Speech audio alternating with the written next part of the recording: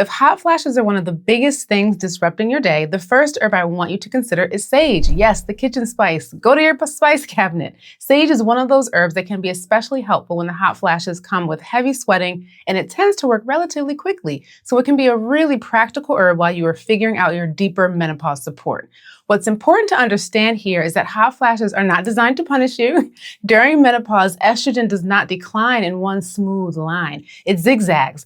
Hot flashes are tied in part to the body's adrenaline response during estrogen fluctuation. Sage is not there because it fixes adrenaline directly. It's there because it cools the heat, helps with sweating, and can work more quickly while deeper hormonal support you'll learn about later in this video starts to work. So if you're having that flushed, overheated, sweaty kind of hot flash, sage is a strong place to start.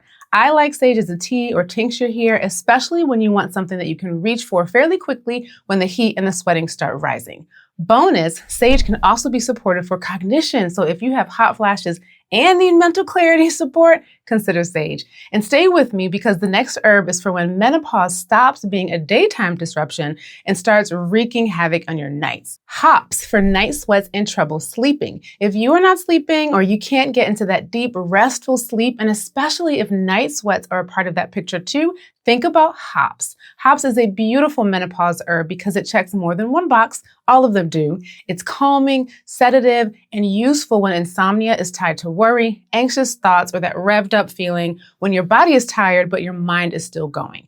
One reason sleep can suddenly become so frustrating during perimenopause is that estrogen and progesterone shifts affect temperature regulation, neurotransmitters, and even melatonin patterns. There's a lot going on during this transition. Hops is more of an evening herb. I probably wouldn't reach for it in the middle of the workday, but when sleep is the symptom making everything else harder, this is a very smart herb to know and to keep a tincture of it on your nightstand.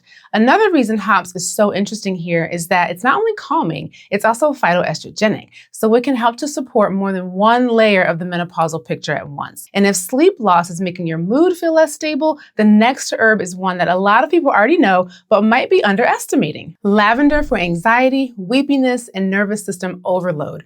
Are you feeling more anxious, weepy? Do you have more tension? Are you just more sensitive than usual? Lavender offers lovely support, and you can probably pick some up today. Lavender is not just a nice smelling herb. It can help improve relaxation, settle the nervous system, and support mood in a way that feels gentle but meaningful. Lavender has also been studied for mood support, including depression, which makes it especially helpful when menopause is affecting both your sleep and your emotional well-being.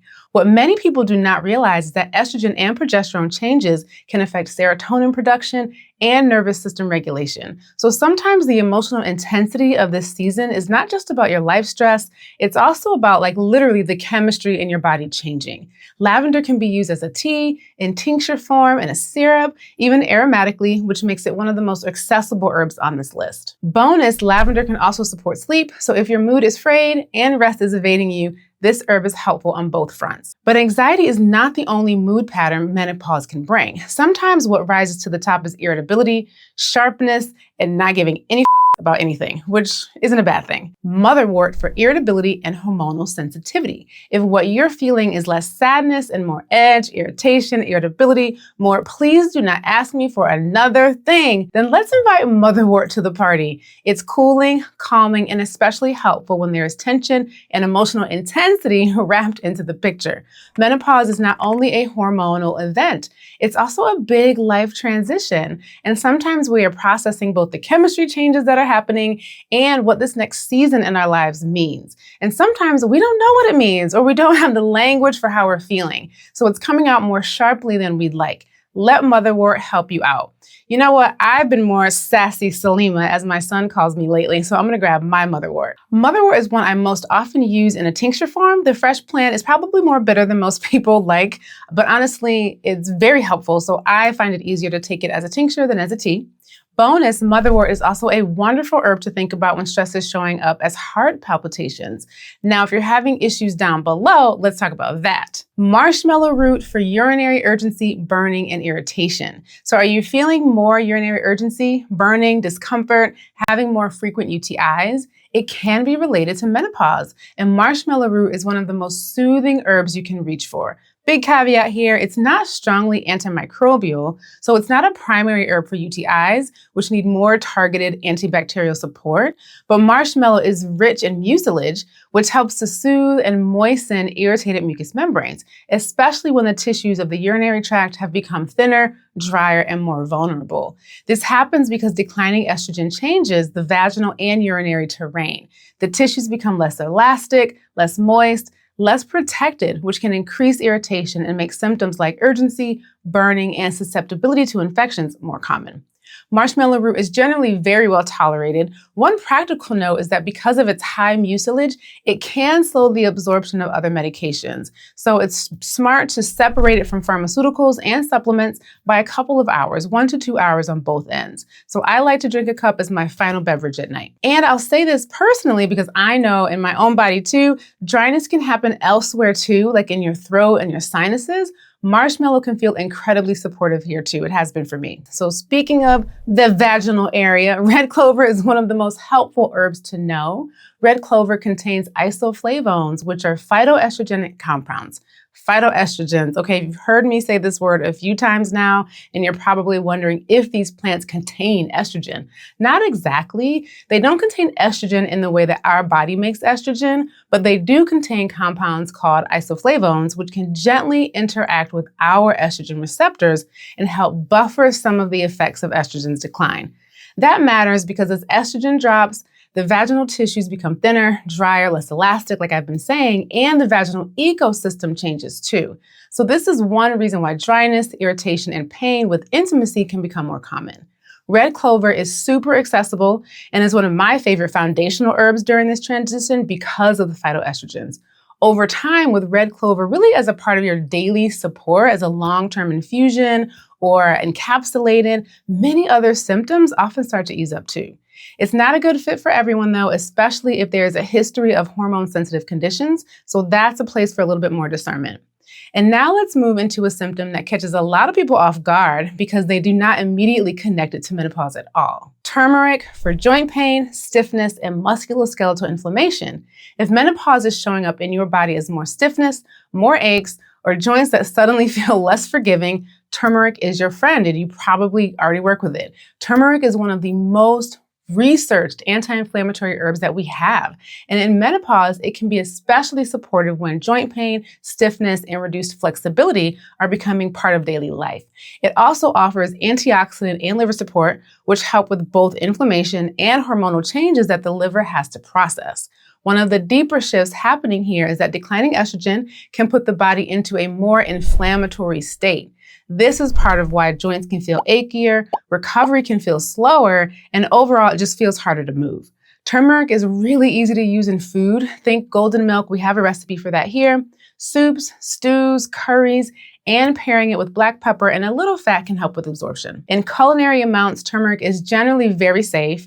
In larger amounts, it can aggravate reflux or loosen your stools, and it should be used with caution with gallstones, bile duct obstruction, anticoagulant medications, or people prone to kidney stones. But sometimes that slower, heavier feeling is not just living in the joints. Sometimes it shows up as fatigue and brain fog. So let me pause here and just mention that studies show that the brain bounces back after menopause. So if you're feeling the brain fog, don't be worried that it's only early onset dementia. The brain too is recalibrating and it's coming back. Just give it some time. If you're watching this before June 7th, and if you've been craving rest, beauty, and time with plants, I want to invite you to our second annual Soul and Soil Retreat with Ari Endeavors at Ryder Farm in Brewster, New York, June 18th through the 21st. We'll gather for herbal workshops, astrology talks, plant walks, chef-prepared meals, literally farm to table, quiet reflection, and true restoration on a stunning 127-acre regenerative farm. Check out all the details in the link below,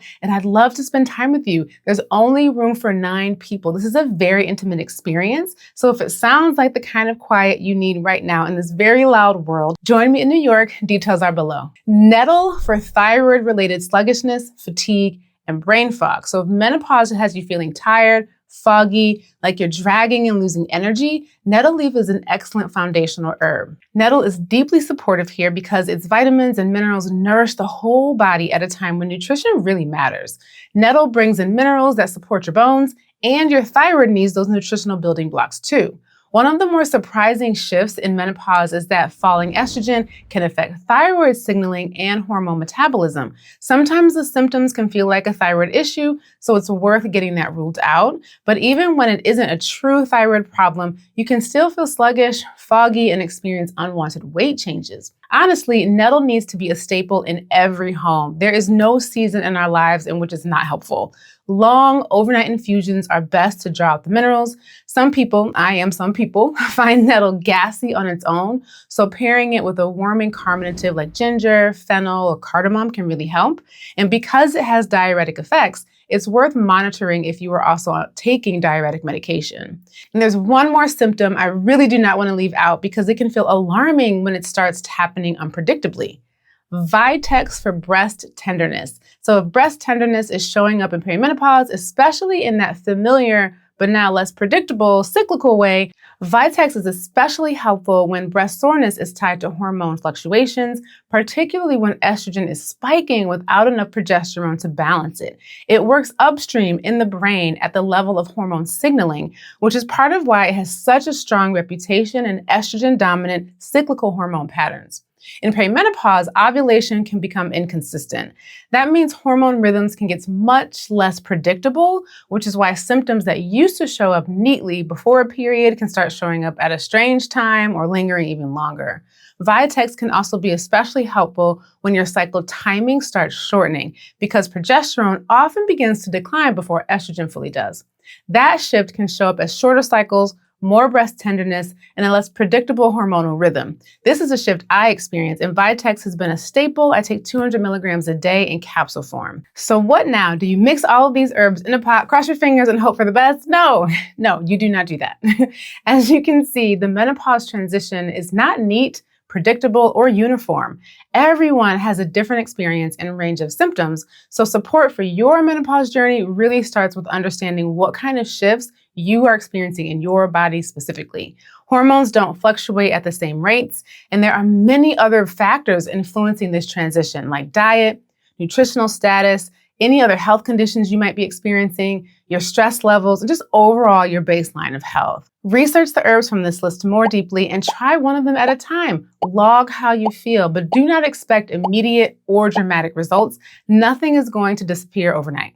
The physiology of your entire body is affected during this time, so the shifts with herbal support will feel subtle at first, then get better over time. And it's super important to have those healthy foundations in place too. Don't come over here wondering why hops didn't help your sleep when you stayed up watching Law and Order until 2 a.m. or why you still feel achy when you drink a Coke every day. Herbs can't compensate for bad habits. For tailored support, sign up for a private consultation with me. I'll link to that below. The more clearly you can recognize your patterns, the more wisely you can choose your herbal support. If hot flashes are the main thing you're navigating, watch my Herbal Tea for Hot Flashes video next. That one goes deeper into this one specific pattern and how I think about supporting it with herbs. And let me know in the comments, what's the pattern that's felt the loudest for you lately? And if you're new here, I'm Selima Harleston Lust, co-founder of Iwilla Remedy. I'm a clinical herbalist and professor of herbalism at Spelman College. And here on this channel, I help you understand herbs in a grounded, practical way so you can support your body with more clarity and confidence. Thanks for being here. See you in the next video.